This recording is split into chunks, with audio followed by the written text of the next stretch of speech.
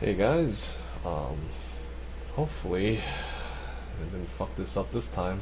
Alright, so today I'm going to be talking about one of the builds I'm playing and one of the builds I'm still planning. So the first build I'm probably going to play as my starter is a Facebreaker War Chief Totem build, and its main idea is to scale bleed and poison and as much skill duration as possible, since it's a multiplier to both our dot damages. So how am I going to get bleed? Well, I'm going to go get gratuitous violence to solve our AoE problem, because we're basically not going to have that much. In fact, we don't pick up any AoE in the tree at all. So yeah, we're going to pick that up, and we're going to pick up Blood in the Eyes. So the Ascendancy for Gladiator by itself is going to give us pretty much 50% chance to bleed. And we're going to pick up Dirty Techniques and blah blah blah here, and that bleed chance here. And we're going to pick up this Sword Note here, mainly for the 15% chance to bleed. So altogether, we're going to have about 81% chance to bleed.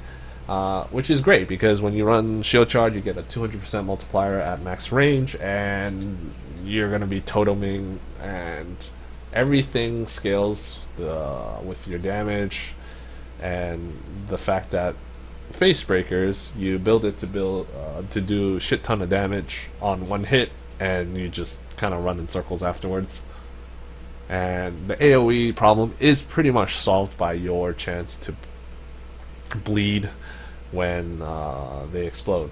So hopefully everything works out. I think this build should be able to do pretty much everything barring Shaper or any of the stupid bosses that just don't move around much.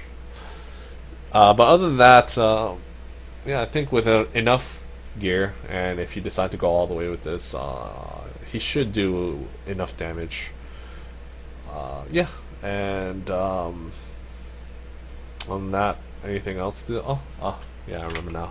So for this build also, you probably might want to consider Void Heart, because if you can get Void Heart, you can drop these 4 points here, save 4 points to, do something else with it, because you're gonna have that. And I highly recommend that if you get a 5 link on your chest for your War Chief Totem, you do melee physical damage, War Chief Totem, increased duration, poison, and conk effect. And the main reason why you do that is because that is going to scale your damage over time nodes and your duration nodes. And you're essentially going to be doing as much damage as possible, since your dot is going to be much more effective at dealing with stuff that doesn't die in one shot. Yeah, other than that, nothing else. You can do like a 4-link shield charge, and things will probably be smooth sailing. And let's go on to my Necro Zombie bot. Basically, this guy is work in progress. Because of the recent zombie changes and the buffs, I'm gonna try to buff the zombies as much as possible, and I was thinking about how to do it. And I remembered that to give yourself and your team a shit ton of damage, why don't you just run a Necro Aurabot? So I based it off of a very similar Necro Aurabot build that I read. Actually, I based it off of like 3 or 4, because one of them was a Blood Magic version. But essentially, when you run Necro Aurabot, you kind of have the same tree no matter what you do, because you have to pick up all of the aura nodes. Some people pick up this and then they get a Shavs, but I was thinking screw Shavs, and I want to be able to play this character when I'm not running with friends. So I decided to run 8 zombies with half it. We've got 4 super zombies with Montreal's Grasp, and that scepter or whatever, the super zombie staff, or scepter, yeah, it's a scepter. It's going to give 5k life and 100% more damage. So it makes all of our minion damage nodes 2 times as effective per punch. And if we run 2 zombie gems, they're gonna slam like pretty much off cooldown, I think, or 1 zombie gem. But regardless, they're gonna do a shit ton of damage, and they're gonna do, because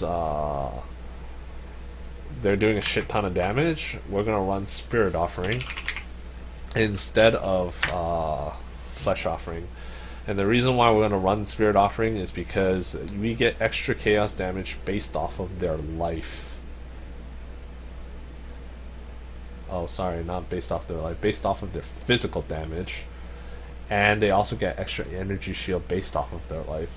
So you basically run Spirit Offering and your 4 zombies will never die, and they'll do a shit ton of damage, and they'll move super fast regardless, because you're going to be running that, and you're going to enjoy life, because even though you only have 166% energy shield, Spirit Offering gives you quite a bit of ES, and you're gonna have it basically up 24/7, and you can, afford to just pick up some life nodes here, maybe pick up some life nodes here. I don't know. This is still work in progress, because I haven't actually seen how much mana I have to have unreserved and how many sockets I have, so I'll let you guys know after I make this build, and I'll do another more comprehensive video over it. But yeah, that's pretty much it for this build. I'll see you guys maybe sometime soon, hopefully.